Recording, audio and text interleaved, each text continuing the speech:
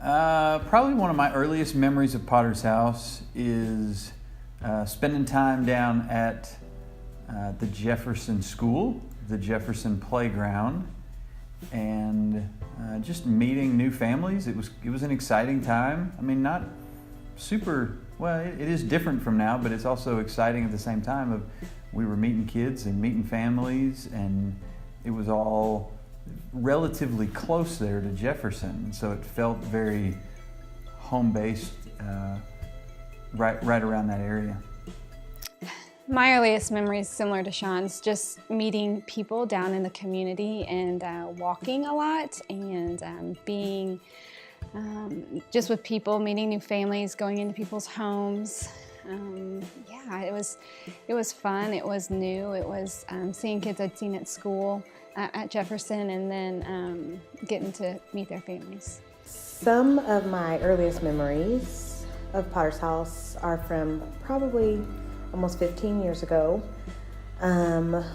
when we would get a free meal from South Church, and then we would do fun songs and hear Bible stories out in the playground by Jefferson. That was a lot of fun, and I just remember looking forward to those Sundays. Earliest memory is in '99, hiding in the closet and refusing to come out and participate in my small group. I was one of the stubborn kids, but Potter's House did help me be a better child, an obedient child.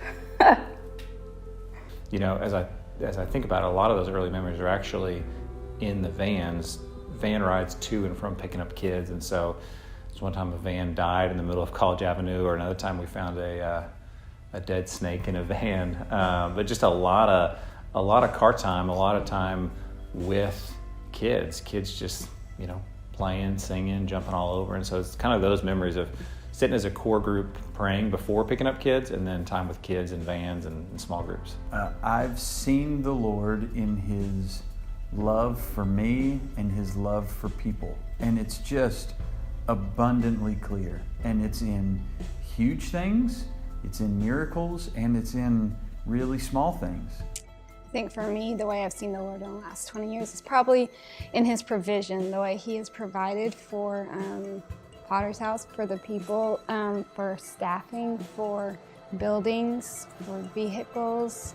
I could go on and on, but I think I will never ever doubt His goodness through the provision we've seen. I have seen the Lord work through Sean and Anita in the way that they love people well and unconditionally. They have been a part of many people's lives for many, many years, and they hang in there through all that life brings, and they're encouraging. Sometimes it's tough love, sometimes it's just comfort and a shoulder to cry on, and I don't feel like they're judgmental. So yeah, I would say definitely through just the way that they love unconditionally. They have been there for me, like at times when I thought my world was falling apart, and and they've also been there in my accomplishments. They're just awesome. They are really, really gifted at modeling a lifestyle that says to do relationships well and to do ministry well is not a compartmentalized section of life, but it is something that the Lord grows a passion in you.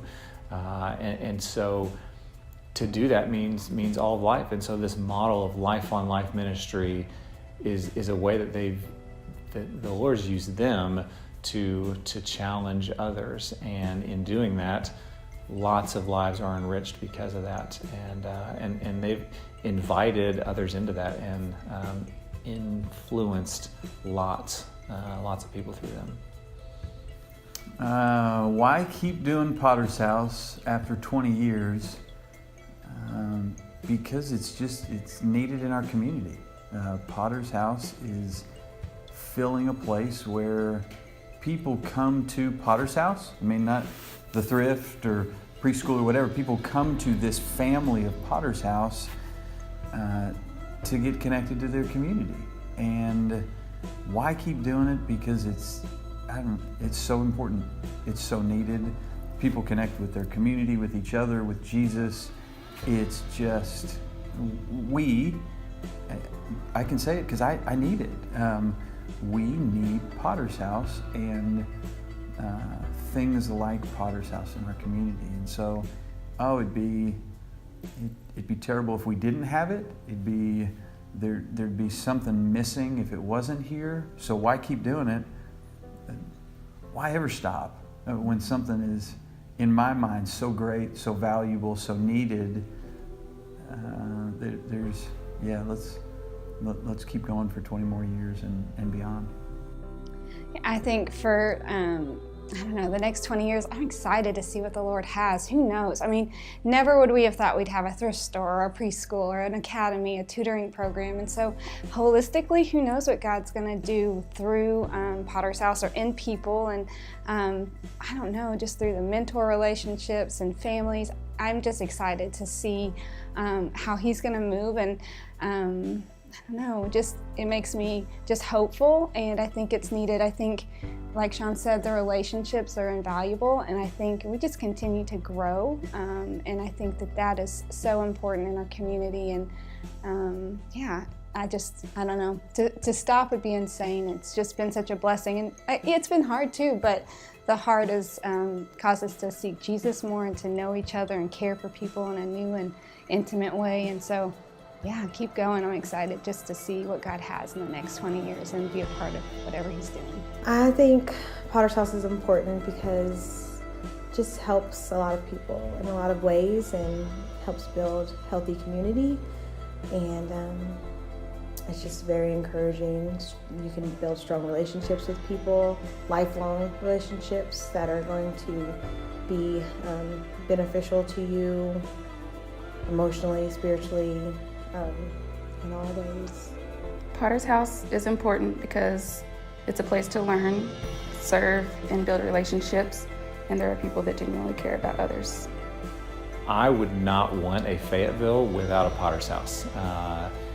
There's this moment in the book of Jeremiah where God sends the message to the exiles that says, seek the welfare of the city that you're in. And I think about that with Potter's House, that it seeks the welfare of Fayetteville. Fayetteville is better off because of Potter's House. And that means because there are folks that are cared for holistically through Potter's House. There are relationships from people that wouldn't have relationships otherwise because of Potter's House. And it brings an element of healing and hope in a future tagline there. But it just brings these healthy elements to Fayetteville, spiritually, financially, relationally, all of these things that make Fayetteville better and make lives, including my own, better. And so why is Potter's House important?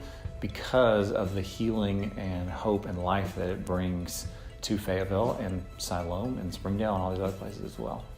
How has Potter's House impacted my life personally? I'm completely different. My family's different. My extended family's different. My home looks different. The way I view people, the way I view Jesus, the way I spend my money, the way I spend my time, the things that are valuable to me. So how is my personal life different? I guess maybe I'd answer that the opposite way and kind of say, I don't know if anything's the same. I mean, I have met Jesus through Potter's House, and I have met people, and everything's different. Yeah, I would say very similar to the same thing, that, my life looks nothing like I envisioned it would have looked like. Not that I had this grand plan, but I think because of Potter's House, the Lord has directed and guided our family in a unique way, and I'm forever better for it, I think. And I think